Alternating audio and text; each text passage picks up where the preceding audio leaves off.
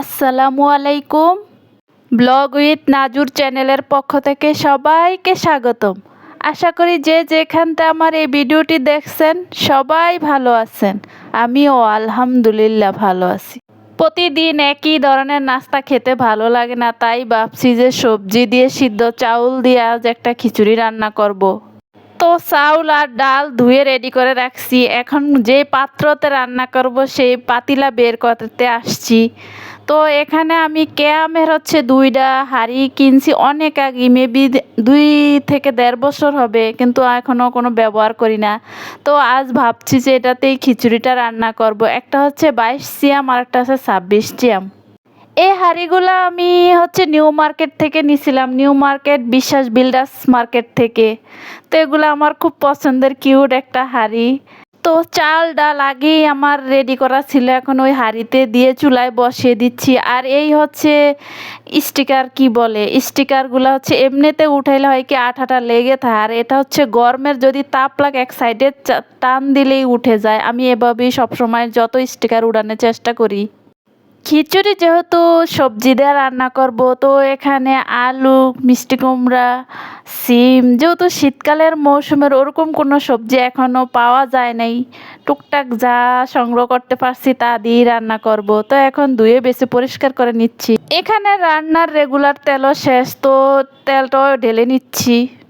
আমি জানি না এই মুহূর্তে কে কোত্থেকে আমার এই ভিডিওটি দেখছেন বা দেখতেছেন, দেখতে থাকেন। দেখতে দেখতে যদি কোনো অংশে বিন্দু পরিমাণও ভালো লাগে তাহলে একটি লাইক দিয়ে চ্যানেলটি সাবস্ক্রাইব করে আমার পাশে থাকবেন। আর যারা অলরেডি এই কাজটা করে ফেলছেন তাদেরকে অসংখ্য অসংখ্য ধন্যবাদ। কেটে রাখা সবজিগুলো দিয়ে ঢাকনা দিয়ে ডেকে দিব। এই পর্যায়ে দিয়ে দিব কিছু তেজপাতা, আদা বাটা, রসুন বাটা। আমি এলাচি দারুচিনি আস্তা দেন একটু বেটে দিচ্ছি, আমার কাছে বেটে দিলে একটু বেস্ট হয়, নাহলে দাঁতের নিচে পরে খাইতে গন্ধ করে। তো দিয়ে দিলাম হলুদ গুঁড়ো, মরিচ গুঁড়ো, জিরার গুঁড়ো, স্বাদ মতো লবণ, কিছু কাঁচা মরিচ, কেটে রাখা কিছু টমেটো। এখন নেড়েচেড়ে একটা ঢাকনা দিয়ে ডেকে দিব। খিচুড়ির মধ্যে অনেক রকমের ডাল দিলে হয় কি খেতে ভালো লাগে, তো আমি এখানে 2 রকমের ডাল দিছি, অ্যাঙ্কার ডাল মুগের ডাল। এ পর্যায়ে চুলা চেঞ্জ করে কিছু পেঁয়াজ কুচি, রসুন কুচি দিয়ে খিচুড়িটা বাগার দিয়ে দিলাম। এই পর্যায়ে কিছু ধনেপাতা দিয়ে লবণ চেক করে একটা ঢাকনা দিয়ে ডেকে রাখবো। এরকম গরম গরম খিচুড়ির সাথে যদি ভর্তা হয় তাতে খাবারের টেস্ট আরও বেড়ে যায়। তো আমি ভাবছি যেহেতু শুটকি নাই, তো চিংড়ি মাছ দিয়ে কিছুটা ভর্তা বানিয়ে নেওয়া যাক।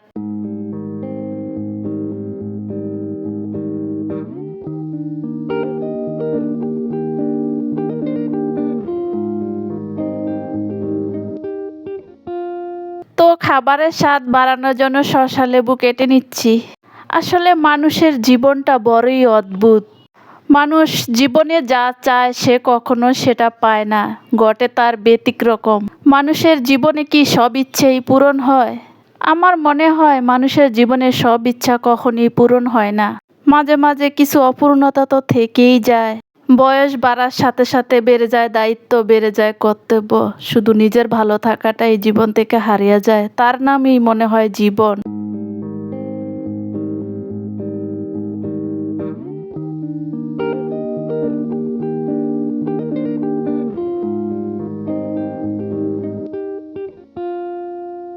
তো শসা লেবু প্রায় কাটা শেষ, এখন খাবার সার্ভ করব আর সকালের নাস্তাটা খেয়ে নিব। অলরেডি আমার চুলায় রান্নাও চলতেছে, কি তাড়াহুড়া করতেছি, যেহেতু গ্যাস যাবে যাবে এটার থেকে এটা ট্রান্সফার করতেছি, এই চুলাতে ওই চুলায় ট্রান্সফার করতেছি, এভাবেই চলতেছে। তো এখন খাবারটা শেষ করে ডালটা বাগার দিব, ধনেপাতা দিয়ে উঠিয়ে নিব। এ পর্যায়ে নাস্তা খেয়ে ডাল বাগার দিয়ে দিচ্ছি, এখন ধনেপাতা দিয়ে লবণ চেক করে উঠিয়ে নিব। এদিকে অন্য একটা চুলায় আমি একটা ফ্রাই প্যান বসিয়ে দিচ্ছি, এখন মাছটা ভেজে নিব। আর এদিকে ডাঁটা আলু সব কিছুই কেটে বেছে নিচ্ছি, ধুয়ে পরিষ্কার করে নিচ্ছি। ডাঁটা দিয়ে আজকে কই মাছ রান্না করব। মাছ ভাজা ফেনি কিছুটা পরিমাণ পেঁয়াজ ভেজে এখন একত্রে করে সব মশলা দিয়ে দিচ্ছি, যেহেতু নয়তো মশলাটা পুড়ে যাবে। তো এখন মশলাটা নেড়ে চেড়ে মশলা গন্ধ যাওয়া পর্যন্ত অপেক্ষা করব। মশলাটা ভালো করে কষানো হলে এবার দিয়ে দিব ডাঁটা আলুগুলো, এগুলো একটু নেড়ে চেড়ে দিয়ে দিব কেটে রাখা কিছু টমেটো, কাঁচামরিচ।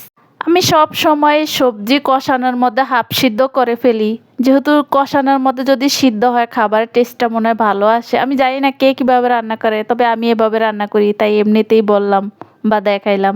এই পর্যায়ে তরকারিটাও রান্না করা শেষ। এখন ধনেপাতা দিয়ে লবণ চেক করে উঠিয়ে নিব। তো এখন দুপুরের খাবারের পালা। দুপুরের খাবার আজ হচ্ছে এই দুইটাই, কই মাছের তরকারি